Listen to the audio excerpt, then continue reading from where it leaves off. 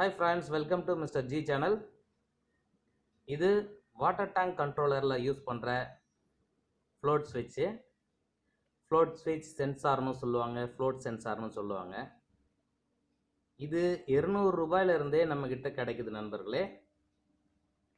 200ல் இருக்குது, 220ல் இருக்குது, 350ல் இருக்குது, 500ல் இருக்குது. 200, 220, 350 இது மூணுத்துக்குமே வாரண்டி கிடையாது.